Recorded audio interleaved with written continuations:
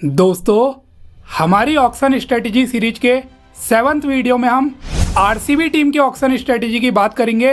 And guys, जानेंगे RCB किन players को ऑक्शन में टारगेट कर सकती है और एंड में कैसी उनकी प्लेइंग 11 बनती है, इस पे भी गाइस अपनी नज़र दौड़ाएंगे। तो ये वीडियो एंड तक जरूर देखिए और ऐसी आईपीएल रिलेटेड और वीडियोस के लिए आप मेरे चैनल को भी सब्सक्राइब कर सकते हो। सबसे पहले गाइस आरसीबी के रिटेंशंस पे अपनी नज़र डालते हैं। तो आरसीबी ने टोटल 3 प्लेयर्स को ऑक्शन से पहले रिटेन किया है, जिसमें विराट कोहली को उन्होंने 21 सीआर में रिटेन किया है, रजत पाटीदार को 11 सीआर और यश दयाल को एज अनकैप प्लेयर 5 सीआर में रिटेन किया है। वहीं गाइस इन रिटेंशंस के बाद उनका जो पर्स बचा है वो 83 सीआर का बचा है, जो कि सेकेंड हाईएस्ट पर्स है आफ्टर पंजाब। तो आरसीबी इस 83 सीआर में अच्छे खासे प्लेयर्स, बड़े बड़े प्लेयर्स बाई कर सकती है। इसके अलावा गाइस उनके पास 3 आरटीएम कार्ड भी अवेलेबल है।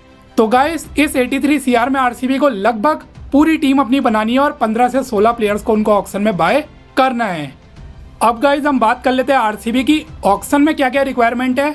उसके लिए गाइस पहले हम इनकी 11 पे नजर डालते हैं। तो गाइस इन्होंने कोहली को रिटेन किया जो कि ओपनर है, फिर पाटीदार को रिटेन किया जो 2 डाउन में यानी कि 4th स्पॉट में खेलते हैं, और यश दयाल को रिटेन किया जो कि नंबर 11 के प्लेयर हैं। तो ओवरऑल अगर आप इनकी 11 में देखेंगे गाइस 7 से 8 स्पॉट खाली है जहां पे की प्लेयर्स को टारगेट करना है, जिसमें गाइस इनको कोहली के साथ एक ओपनर की जरूरत है, 1 डाउन में इनको प्लेयर चाहिए, 4th में पाटीदार है, 5th और 6th में मिडिल ऑर्डर के सॉलिड बैट्समैन चाहिए, 7th में गाइस ऑलराउंडर चाहिए, 8, 9, 10 में इनको 2 मेन फास्ट बॉलर चाहिए जिसमें एक इंडियन और एक ओवरसीज, और 10th स्पॉट जो होगा गाइस वहाँ पे एक क्वालिटी स्पिनर चाहिए, और 11th में यश दयाल है। इसके अलावा गाइस जो 12th स्पॉट होगा वहाँ पे एक क्वालिटी इम्पैक्ट सब की भी जरूरत है। इसके अलावा भी गाइस जो उनके पास बजट बचेगा उसमें उनको 6 से 7 अच्छे बैकअप प्लेयर्स को बाय करना है। तो गाइस अब हम नजर डालते हैं आरसीबी के टारगेटेड प्लेयर्स पे। और सबसे पहले गाइस ओपनिंग स्पॉट के लिए आरसीबी किसको टारगेट करेगी, जो उनको कोहली का पार्टनर चाहिए। और मुझे ऐसा लगता है गाइस इस स्पॉट में आरसीबी अच्छा खासा 15 से 17-18 सीआर तक का बजट खर्च कर सकती है। और यहाँ पे गाइस जो इनका मेरे अकॉर्डिंग सबसे मेन टारगेट होगा इस स्पॉट के लिए वो जॉस बटलर होने वाले हैं। बटलर के अलावा गाइस विल जैक्स पे यहाँ पे आरटीएम कर सकते हैं। उनके अलावा भी गाइस फिल सॉल्ट टारगेट हो सकते हैं, रचिन रविंद्र हो सकते हैं, और अगर इंडियन प्लेयर के लिए जाना है तो ईशान किशन भी गाइस इनका एक टॉप टारगेट हो सकते हैं। तो गाइस मुझे लगता है इस स्पॉट के लिए आरसीबी की जो फर्स्ट प्रेफरेंस होगी वो जॉस बटलर की होगी, और मेरे अकॉर्डिंग वो ऑल आउट जॉस बटलर के पीछे जा सकते हैं।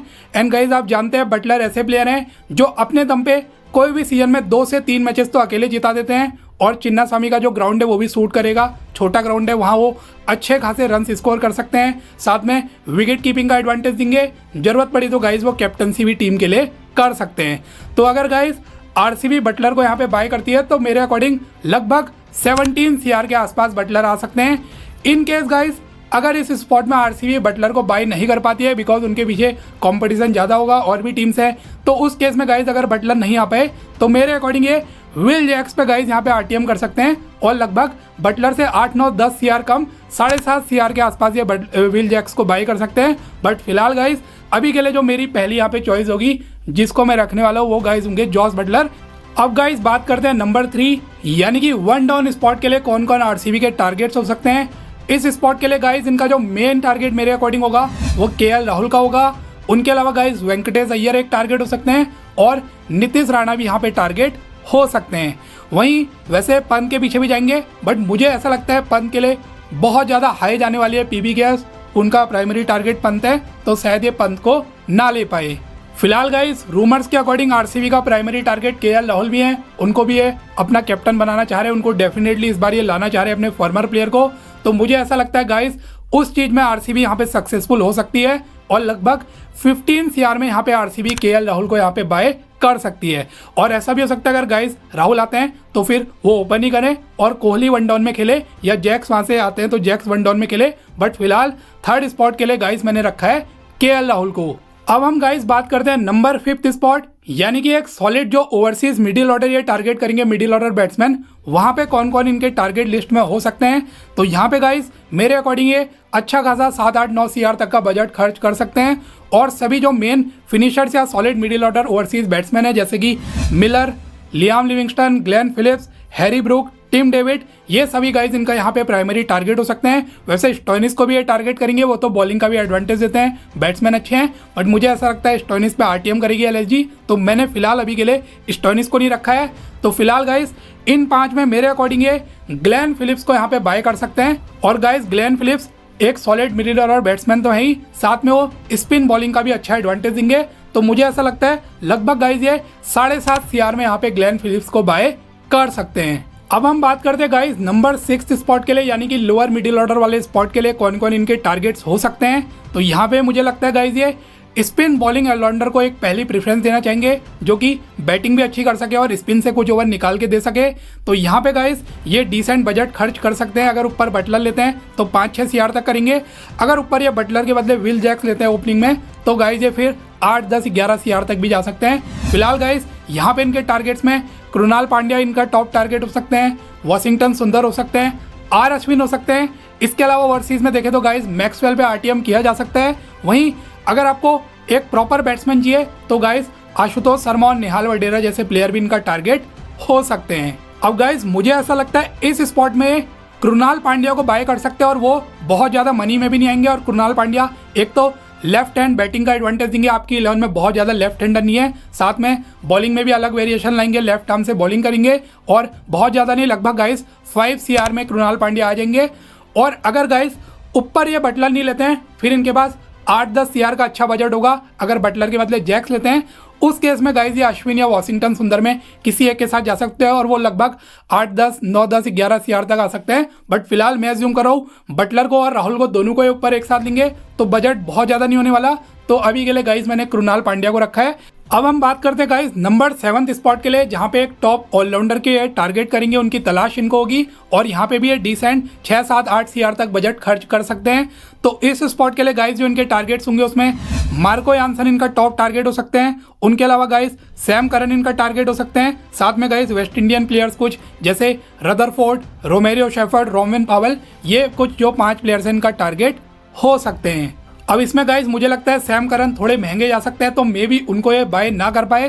तो यहाँ पे गाइस फिलहाल मैंने मार्को यानसन को रखा है, जो एक टॉप क्वालिटी बॉलर भी है, इनिंग्स ओपन कर सकते हैं, पावर प्ले में अच्छी बॉलिंग करते हैं, डेथ में करा सकते हैं। साथ में गाइस आप जानते हैं अभी इंडिया के अगेंस्ट जब साउथ अफ्रीका इंडिया की सीरीज हुई, काफ़ी उन्होंने रन्स भी बल्ले से स्कोर किए थे, तेज पारियां खेली थी।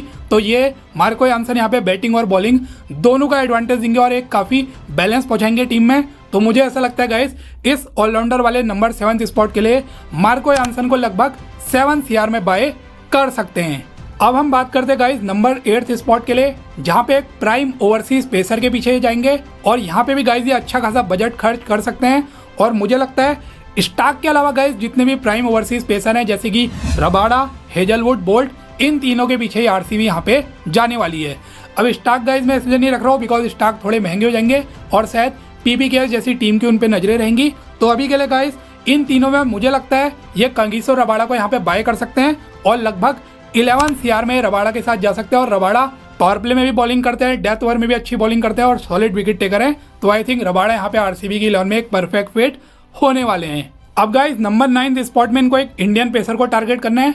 इनकी बात हम थोड़ा बाद में करते हैं। पहले गाइस हम बात करते हैं नंबर 10 स्पॉट के लिए, जहां पे एक टॉप क्वालिटी स्पिनर को ये टारगेट करने वाले हैं। और इस बार तो डेफिनेटली गाइस एक टॉप क्लास स्पिनर के लिए जाएंगे और अच्छा खासा 6, 7, 8, 9 CR तक भी यहाँ पे बजट खर्च कर सकते हैं। तो गाइस यहाँ पे इनके टारगेट्स में यूजी चहल इनका श्योरली टॉप टारगेट होने वाले हैं। उनके अलावा गाइस राहुल चहर इनका टारगेट हो सकते हैं, सुयश शर्मा इनका टारगेट हो सकते हैं, ओवरसीज में हसरंगा है, एडम जम्पा और नूर अहमद हैं। ये जो भी 5-6 टॉप स्पिनर्स अवेलेबल है मार्केट में, ये सभी गाइज इनका टारगेट होने वाले हैं। अब मुझे गाइज ऐसा लगता है यहाँ पे अपने फॉर्मर प्लेयर यूजी चहल के पीछे ऑल आउट जाएंगे और लगभग 7 CR में यूजी चहल को वापस से अपनी टीम में बाय कर लेंगे। अब गाइज इनकी 11 में फिलहाल 2 की स्पॉट्स और बचते हैं स्ट्रेंथन करने के लिए, जिसमें नंबर 9 जहाँ पे इंडियन पेसर लेना है और नंबर 12 जहाँ पे एक सॉलिड इम्पैक्ट सब चाहिए। वहीं गाइज अब जो बजट बचा है फिलहाल वो 13 से 14 CR का बचा है अगर बटलर लेते हैं, और अगर ये ऊपर विल जैक्स लेते हैं फिर यहाँ पे 23-24 CR का बजट बचेगा। फिलहाल गाइज मैं अज्यूम करो बटलर लेने वाले हैं, तो 13-14 CR में गाइज इनको नंबर 9 वाला पेसर भी लेना है, इम्पैक्ट सा वाला प्लेयर भी लेना है और 4 से 5 बैकअप्स भी लेने हैं। तो गाइज अगर ये ऊपर दोनों राहुल और बटलर को एक साथ लेते हैं तो मेरे अकॉर्डिंग जो नंबर 9 वाला इंडियन पेसर वाला स्पॉट है वहाँ पे एक आरटीएम होने वाला है 3 में से, और गाइज यहाँ पे जो आरटीएम होगा वो मेरे अकॉर्डिंग हो सकता है आकाशदीप पे, जिन पे गाइज ये लगभग 4 CR का आरटीएम करके उनको वापस से अपनी टीम में बाय कर सकते हैं। अब आकाशदीप को लास्ट टाइम बहुत ज़्यादा मौके नहीं दिए थे, लेकिन अभी करेंटली वो बहुत अच्छा कर रहे हैं, इंडिया की टेस्ट टीम में भी अच्छा कर रहे हैं, ओवरऑल भी अच्छा डोमेस्टिक वगैरह में रहा है, तो आई थिंक इस बार मौके भी उनको मिलेंगे। वहीं गाइज जो नंबर 12 है यानी कि इम्पैक्ट सब वाला जो स्पॉट है वहाँ पे गाइज एक और आरटीएम होगा, और इस स्पॉट में गाइज ये महिपाल लोमरोर को आरटीएम के थ्रू बाय कर सकते हैं, और लगभग गाइज 3.5 CR में महिपाल लोमरोर जो है वापस से आरसीबी का पार्ट बन सकते हैं। और आप जानते हैं सॉलिड मिडिल ऑर्डर के बैट्समैन है, अच्छी मिडिल ऑर्डर में सॉलिडिटी प्रोवाइड करने वाले हैं।